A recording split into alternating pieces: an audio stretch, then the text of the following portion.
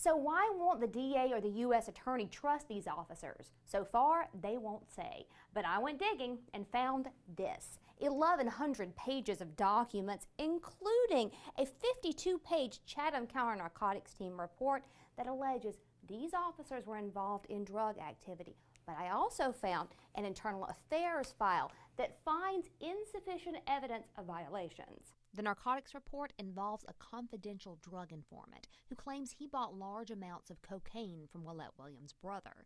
That confidential informant also claims the drug deals came with a personal police escort. According to the report, narcotics agents believe that escort was provided by Star Corporal Willette Williams, although a police internal affairs investigations called these allegations, quote, not sustained.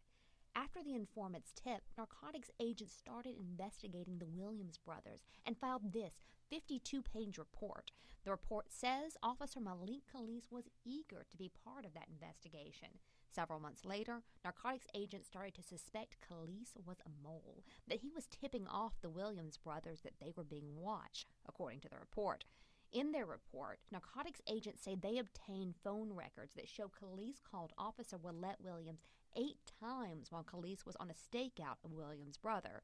Again, the investigation by the Savannah-Chatham Metro Police Department's Internal Affairs Unit disputes those call records. They're finding that the investigation conducted into the alleged violations made by the CNT and the FBI failed to prove any SEMPD violations. Khalis was promoted to sergeant shortly after the Metro investigation wrapped up. No charges were ever brought against either Williams or Khalis. It's all stemming from a 2010 corruption investigation. Connie Cooper has been working this story diligently. She joins us live from Metro Police headquarters on Oglethorpe Avenue. Connie, you talked with the district attorney. What'd she say? Well, this may be only the beginning. The DA telling me that she's asked the Georgia Bureau of Investigations to look into 4 different officers. The WTOC exclusive, Connie Cooper has just learned that a Chatham County grand jury will hear a case Wednesday against former Metro officer Trina Mays. Connie Cooper is live outside the Chatham County Courthouse. What is the latest here? Well, I was able to get a copy of the proposed indictment against Mays, and it includes 7 counts of making a false statement. She's been accused of lying to Interim Police Chief Julie Tolbert, of lying to Metro Internal Affairs, and of lying to outside investigators hired by the city. All of this when questioned about her alleged relationship with known and convicted burglar Rocky Sellers. But Mays' attorney says this isn't the case, that this is all retaliation after his client reported another romantic relationship, one she said she was having with former Metro Police Chief Willie Lovett. The facts aren't there to support any potential action against my client. The law is not there to support any action against my client. And unfortunately, the city is trying to co-opt the district attorney's office into their retaliation against my client. May's attorney sent a letter to the DA claiming his client is being treated unfairly. He pointed out an instance in which another officer was caught lying and was not prosecuted. Right now, the DA wants to know why Claiborne sent the proposed indictment to the media. She says grand jury proceedings are supposed to happen in secret. It is very upsetting. You know, people have a right to go before the grand jury, to go to a proceeding and allow the evidence to be presented before it is tainted in any way.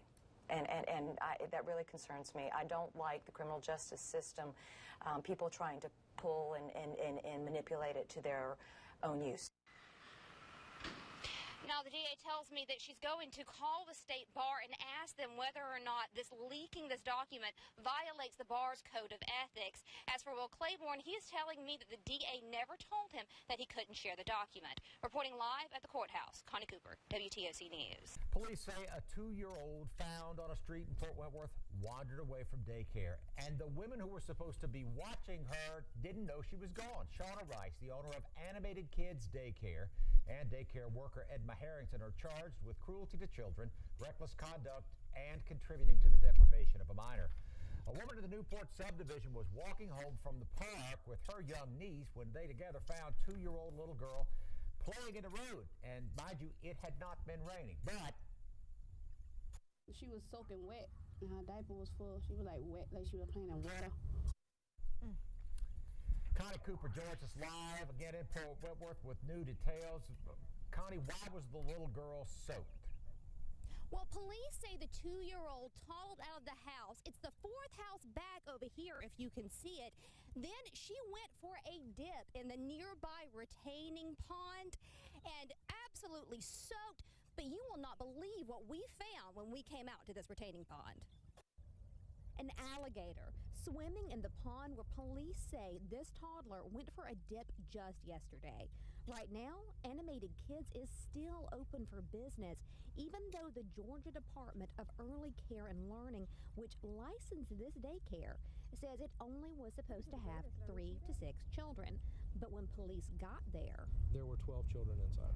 The state board is investigating the case.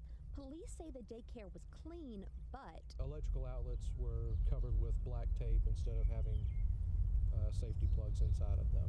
I asked a mother who takes her 5-year-old son to Animated Kids what she thinks about the incident. I wasn't there. I was at work. He's fine. I pick him up every day. I pop up, I drop in. I've never had any problems with her, never had seen anything out of order, so he'll definitely be going back. Whether or not he can go back is a question. The state is supposed to make a ruling tomorrow morning on whether the daycare can stay open. Parents' reactions to the incident were mixed. It ranged from that to parents being extremely upset and vowing never to bring their children back. Another scary thought. Police told me that there are several registered sex offenders living in this Newport subdivision. I asked them what parents can do to make sure that their kids are safe at daycare. They said check the website for the Georgia Department of Early Care and Learning. Also, make surprise visits in the middle of the day when you are not expected. Sunny and Jody? Connie, you just can't help but feel sorry for this young lady. No, I mean, I just remember that night running down here when the shooting happened and rounding that corner and seeing her standing right over there where that Jeep is parked. She was all by herself. She was against an ambulance and paramedics were trying to treat her, but she was just sobbing, trying to talk through tears to someone on a cell phone to let them know what was wrong. I didn't know her name then, but I do know it now. It's Nicovia Morel, and let me warn you, some of the video in this is going to be a little bit graphic. I really don't know, like, how to feel. Because I have a son, you know. Like, I could have been gone over foolishness that I had nothing to do with. Police believe she was caught in the crossfire. The bullet was a .45, shot at close range. I have no idea who it was. Why? It pierced her arm right beside the tattoo Nicovia has of her toddler son's name and his birthday. She was walking to the car with her sister and cousin when she heard the shots. Before I could run, like, I was already shot. In the chaos, she was separated from her family. I started feeling my arm burn, and I felt the blood dripping down my hand, and I seen it all over my shoes. So I ran back to the club thinking they were that way.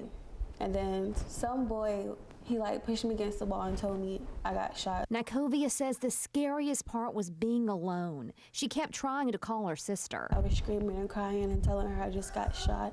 And that's when she started crying. And like I heard them coming around the corner, but the police wouldn't let them near me. Nicovia lives in Effingham County, and she's just 19 years old. It was her first ever night at a club. She says Dosha's doorman checked her ID and let her in, even though she's underage. The hard part. I'll come to the mall or something, or out to eat, but as far as downtown, I don't think I'm ready to go back. This isn't the first time a fight inside Dosha has spilled out into the streets and someone has been shot. Back in January, an 18-year-old soldier, after a night out at Dosha, was shot, apparently caught in the crossfire in a gunfight. They haven't found the person who shot him, but luckily they have charged 2 men in the shooting of Nicovia. And right now, Dosha is shut down pending a hearing in front of the Savannah City Council. Dawn? I just got done speaking with some people involved in this wreck. Take a look behind me. I've got an idea of how this all played played out. See that red car way back there? That's where this all began. The motorcycle striking the side of that car, according to people involved in the wreck, and then literally just flipping a football field's length down I-516 before colliding with that blue Charger right there. The interstates here aren't all that's affected. All the side roads are clogged. We had a very hard time even getting here. It's clogged on 17. It's clogged on Chatham Parkway. It's pretty much clogged all over town. So be very careful out there. Allow some extra time. And if you've got dinner plans, you may want to push back those reservations because this is going to be a mess for quite some time. Right now are starting to clear things out. But they just had the last tow truck leave. First car should be finally coming through. So, Connie, what's going on out there? Well, the Ronald McDonald House has been a home away from home for families with seriously ill children for more than 25 years. Today, stores are locked. As Dawn was arriving on this side of the crash, I was just arriving at the other. There are people speeding up, concerned that it was their home that was on fire. The interesting thing about this cell, no doors. Right now, the city council is looking into how much it would cost to have these mobile license readers monitoring people here on Tybee. Dean's once rock-solid brand looks more like a house of cards. A woman who made her entire career off just one word, y'all, is now seeing it brought down by quite another. But her fans, like much of the nation, divided over what impact that word really has. When you say things that are insensitive to any race or any culture of people, it's offensive. And I'm not going to spend my money there. Sophia Starnes did. I caught up with her last night after she'd eaten dinner at the Lady and Sons. Starnes and her friends came from Atlanta, and it was her 4th visit to the restaurant. I asked her what she makes of Dean's admission. I'm able to forgive her because we do it in our own culture. As you guys do in your own culture, you have words for each other. So that's why I don't take it so personal, because I know that's not what I am. But for the Lewises, allowing anyone to use that N-word is insulting. For them, it's okay, but... Yeah, almost like a term of endearment. Right. But for us, it's an insult. So to hear it one way and then hear it another, that's the lost generation. And I understand when they say we lost a generation. Starnes and her friends say Dean's apology seems heartfelt. And I think it's good for us to forgive her, to move on, and just embrace her. And I think this is a learning lesson for her as well as for the people that do forgive her. But for the Lewises, she can apologize as many times as she wants, but it doesn't change the fact of what was said.